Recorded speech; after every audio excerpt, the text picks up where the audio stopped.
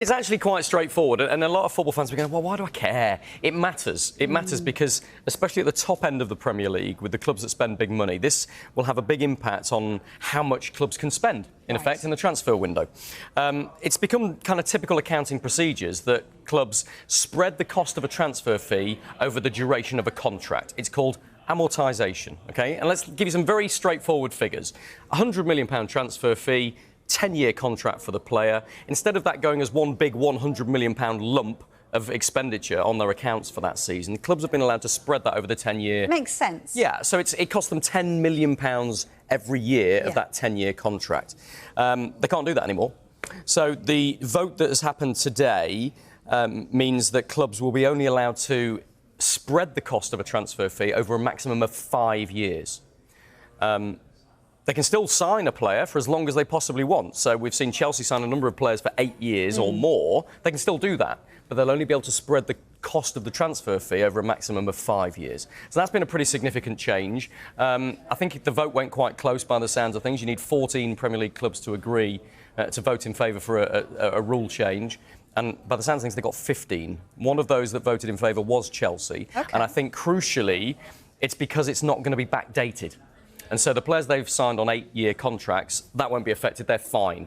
This is not retrospective, but from now on, from this point going forward, if you sign a player for longer than a 5-year contract, you can only spread the cost of his transfer fee over a maximum of 5 years. Is this good news? Is this a positive step forward, do you think? The Premier League, I think it is. I mean, look, we always talk about the Premier League. It's the clubs that have voted for this, so it's their decision that matters here.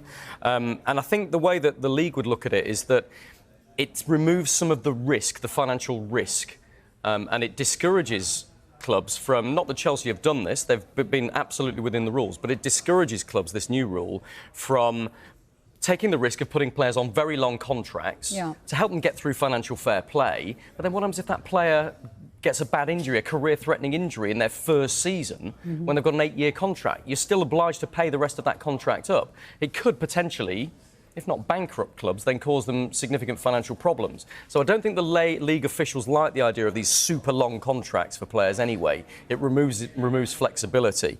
And in Chelsea's case, you've got Mykhailo Mudryk, you've got Enzo Fernandez, and you've got Moses Caicedo, all of whom signed on big fees for 8-year deals. So Chelsea saw an advantage here and they took it, perfectly within their rights to do so and within the rules. And whilst Caicedo, Fernandez and Mudryk aren't going to be affected by this retrospectively, you won't be allowed to do that going forward from now. Go on.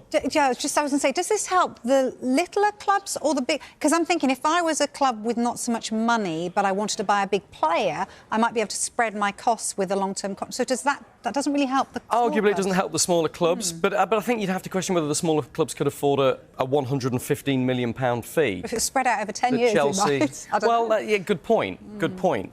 That's an interesting one, but this is about sustainability. The Premier League's rules here are called profitability and sustainability rules here. The rules are in place to try and stop clubs getting into financial stress, into financial hardship. And to that end, there was another thing that was voted through by the clubs today. They've approved an amendment to an existing rule whereby if one Premier League club owes money to another Premier League club for a transfer fee or to an EFL club for a transfer fee and they haven't paid it up yet and there's a dispute over that amount being paid, the club who's owing the money will not be allowed to register any more players until they've paid the debt.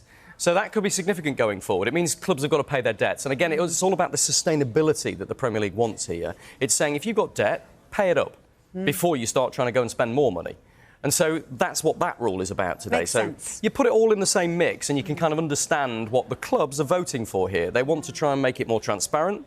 They want to try and make it more of an even playing field. And they want to make it more sustainable so that clubs don't get into financial problems in the future.